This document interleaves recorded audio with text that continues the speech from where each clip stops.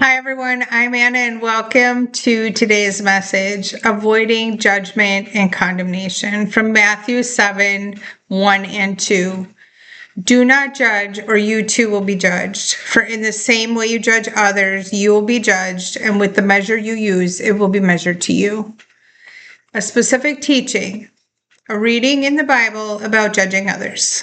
And this verse means that if you choose to judge someone else, you too will be judged, and in the same exact way that you chose to judge them.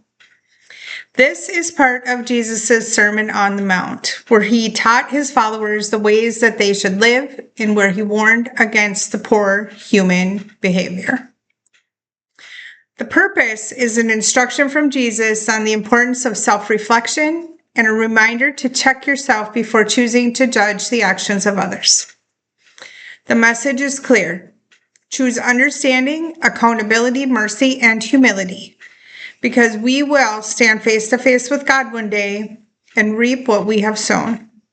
And if you're quick to judge and condemn, you will be subject to the same scrutiny and condemnation that you served. Jesus calls us to a higher standard, and we are to choose a Christ-like life, which is forgiveness and grace, and not judgment or condemnation. In simpler terms, do not ignore your own faults and be a hypocrite. Now, our words, as you have heard me talking about earlier this week, can bring both life and death, and can our actions. And it's true that the way that we treat others will ultimately come back to us. And if it doesn't happen while we're alive in this human world, well, I can assure you, it will occur when you meet God face to face. Besides our words and actions, you heard me this week talking about the condition of your heart. Being judgmental is a direct reflection of what is in your heart, and your heart controls absolutely everything that you do. When you choose to judge others, you're acting like you're God by choosing to condemn them, and that is not our job. We are to trust that God fights our battles, and He is the only and ultimate judge, and He does seek justice on those who act in ungodly ways. He gives us grace and forgiveness, and we're to do the same instead of standing judgment against another. Now, I'm not going to pretend that I've never passed judgment on someone before, because I have. And I used to be an entirely different person than I am now. And I've had to repent every awful thing I have ever said or done in choosing a Christ-like life. It was part of my awakening, and I repent daily now because I'm human. But humanity has this way of judging without even realizing sometimes we're doing it. It's hardwired by instinct and society. It's a human reaction. Our human brains are always looking for safety. And in safety comes the need to protect ourselves, and that comes out in all kinds of ways. We will do almost anything to emotionally protect ourselves from other people, no matter what the cost, without a second thought. And we are media driven by online resources, magazines, and television. We are insecure. We have low self-esteem. We compare ourselves to others. We have bad habits. And honestly, many people have trouble even choosing a healthy relationship. It all leads to negative judgment of ourselves and of others. This is a cruel world that we live in, and judgment happens every day, and not a single person is immune to it. I get messages daily about what I should write about in many ways. God just puts things in my heart and in my mind, and I obediently follow the message. I have this one specific thing that came to me last night about today's message, and I want to make a very clear point about it. We set the standard for how we want to be treated.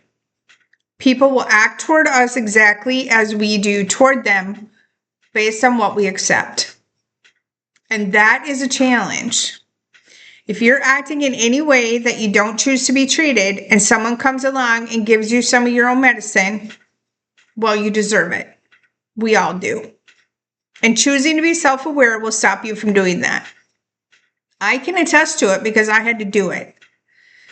In addition, if you judge someone for what they do, whether you're doing the same thing or not, and whether you feel your answer is correct with biblical text or not, you will still be judged. because you yourself judge someone else. And there is no such thing as being right because the Bible said so when you choose judgment and escaping that same judgment. I will give you an example because I want you to understand clearly what I mean. The Bible specifically says do not steal. We all know it's wrong. We all know it's a commandment. And the Bible tells us to reflect in our actions and words before choosing to judge. We are to choose humility, mercy, understanding, and love instead. Even if you know it's wrong, and the Bible tells you it's wrong, and choosing not to steal is the right thing to do, you do not get a free ticket to judge someone else for it. You are to offer support in their struggling, and because you judge them instead of acting in a Christ-like way, you are still subject to judgment when you meet God face to face for the judgment you chose to dish out. So be clear on what I'm saying. There's absolutely no reason or excuse for it when you choose to live in a Christ-like life. Right or wrong, you will face the same of which you have sown. So today's message is this. Judging others is a very dangerous game. We are called to refrain from doing it no matter what the circumstances. We are to extend the same love and forgiveness to all people as has been extended to us through Jesus.